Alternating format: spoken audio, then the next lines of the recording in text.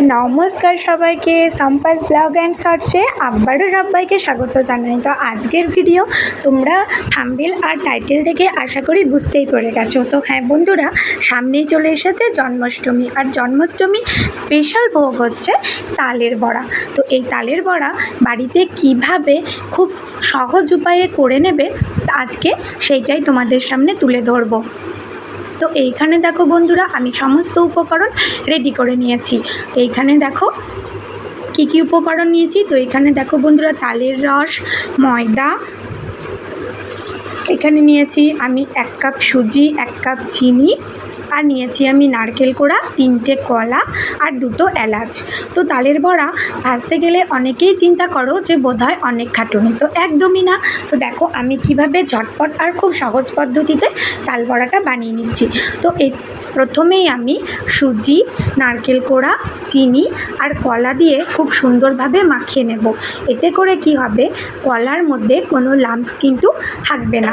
কলাতে কোনো লাম্পস থেকে গেলে বড়া করার সময় সে বড়াটাকে ফাটিয়ে দেওয়ার কিন্তু একটা রিস্ক থেকে যায়। তো খুব সফটভাবে কলা, চিনি, নারকেল কোড়া আর সুজি দিয়ে মাখিয়ে নিতে হবে। তো দেখো আমি হাতের সাহায্যে খুব সুন্দরভাবে মাখিয়ে নিয়েছি। এইবারে আমি এখানে ময়দা অ্যাড করে দেব। তো এইখানে বন্ধুরা আর একটা কথা বলে রাখি, অনেকে কিন্তু ঘরে তৈরি করা চালের গুঁড়ো দিয়েও এই বড়া তৈরি করে থাকে, তো দুর্দান্ত হয়। আর এখানেও আমি খানিকটা চালের গুঁড়ো কিন্তু দিয়েছি। আর এইবারে আমি তালের রসগুলোকে একটা হাতার সাহায্যে অল্প অল্প করে মিক্স করে নেব। তো বন্ধুরা এখানে আরেকটা কথা বলে রাখি, তালের রসটা কিন্তু একেবারে দিয়ে দেবে না। এতে করে যে ব্যাটারটা আমরা তৈরি করব সেইটা কিন্তু নরম হয়ে যাবে। এবার এক্ষেত্রে অনেক আটা লাগবে, এতে করে টেক্সচারটা কিন্তু নষ্ট হয়ে যাওয়ার রিস্ক থাকে। তাই যখন তোমরা এই ব্যাটারটা তৈরি করবে, আটা, চিনি, নারকেল কোড়া, সুজির পরিমাণটাকে আগে মিক্স করে নেবে, তারপরে অল্প অল্প করে তালের রসটা দিয়ে মাখিয়ে নেবে, ঠিক যেভাবে আমি মাখিয়ে নিচ্ছি। তো দেখো আমি প্রথমে নিয়েছি, আবার দ্বিতীয়বারও কিন্তু আমি নিয়েছি, কেননা আমার মনে হচ্ছিল যে আরেকটু তালের গোলা লাগবে। আর এইবারে আমি তৃতীয়বারও কিন্তু নিয়েছি। তো এইভাবে আমি ব্যাটারটা তৈরি করে নেব। তো বন্ধুরা ভাদ্র মাস পড়ে গেছে, গাছে গাছে তালও পেকে গেছে। যারা শহরাঞ্চলে থাকো তাদের তো আমাদের মতো বাড়ির আশেপাশে থেকে তাল কুড়িয়ে নিয়ে আসা সম্ভব নয়। তো বাজারেও এখন তাল অ্যাভেলেবেল হয়ে গেছে। তো তোমরা খুব ইজিলি কিন্তু এই তালের বড়াটা বাড়িতে বানিয়ে নিতে পারবে। এবারে দেখো কড়াই গরম করে আমি এখানে রিফাইন্ড অয়েল দিয়ে দিয়েছি গরম করার জন্য। আর যে কোনো ভাজাভুজির জন্য আমি তোমাদের সাজেস্ট করব রিফাইন্ড অয়েলটাই কিন্তু বেস্ট। এতে করে স্বাস্থ্যের পক্ষেও ভালো, আর এতে তোমরা আয়ও পাবে। তো দেখো বন্ধুরা আমার তেলটা গরম হয়ে গেছে কিনা, তার জন্য আমি প্রথমে একটা দিয়েছিলাম। আর এই যে দেখো তেলের মধ্যে কত সুন্দর বাবলসটা উঠছে। তো আমি এইবারে একটা একটা করে তালের বড়াগুলো এর মধ্যে ছেড়ে দেবো, আর পুরো তেলটাকে কিন্তু এইভাবে কভার করে নেব।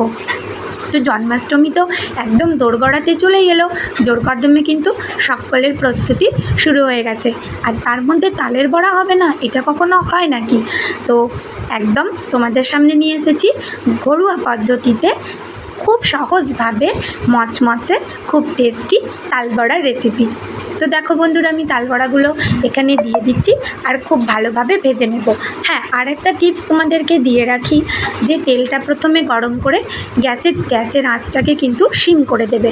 এতে করে তোমরা যদি গ্যাসটাকে সিম না করো তাহলে তেল গরম থাকার দরুন তাল বড়াগুলো কিন্তু আগেই লাল হয়ে যাবে এবং ভেতরে কাঁচা থেকে যাবে। এই জন্য আঁচ সিম করে খুব ধিমে আঁচে আস্তে আস্তে ভাজতে হবে। এতে করে কি হবে, বড়াগুলো ভেতর থেকে একদম পারফেক্টলি কুকড হয়ে যাবে।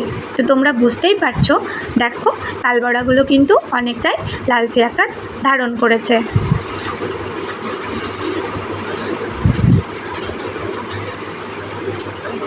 তো এইবারে দেখো নাড়িয়ে নিচ্ছি। তো দেখো একদিকটা একদম লাল হয়ে গেছে, আর ওপর দিকটা কিন্তু এখনও ইয়েলো রয়েছে। তো এগুলোকে এপিট ওপিট করে নাড়িয়ে নাড়িয়ে খুব সুন্দর করে ভেজে নিতে হবে। তো চলো এইভাবে আমি ভেজে নিচ্ছি।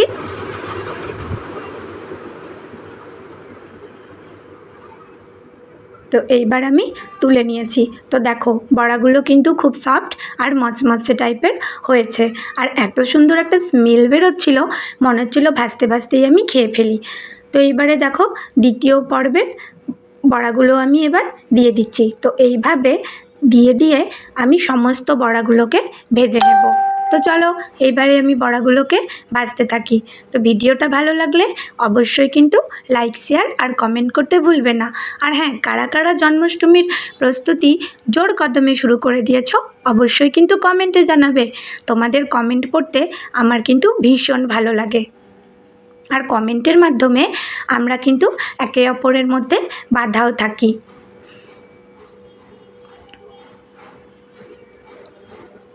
তো বন্ধুরা, সিজনের প্রথম তালবড়া, জন্মাষ্টমী স্পেশাল তালবড়া কিন্তু আমার ভাজা হয়ে গেছে।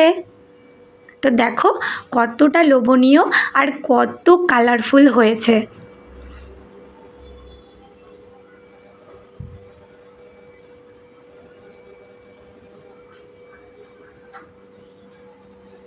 ভালো লাগলে কমেন্ট করতে ভুলবে না। তো দেখো এই যে আমার জন্মাষ্টমী স্পেশাল তালবড়া রেডি। ভিডিওটা ভালো লাগলে অবশ্যই লাইক, কমেন্ট, শেয়ার করবে। চ্যানেলে নতুন হলে চ্যানেলটাকে সাবস্ক্রাইব করে পাশে থাকা বেল আইকনটাকে প্রেস করে দেবে, যাতে আমার সমস্ত ভিডিওর নোটিফিকেশান সবার আগে পৌঁছে যায় তোমাদের কাছে। দেখা হবে পরের একটা ব্লগে। ততক্ষণে সবাই ভালো থাকবে, সুস্থ থাকবে, সাবধানে থাকবে। Love you all friends, take care, bye by.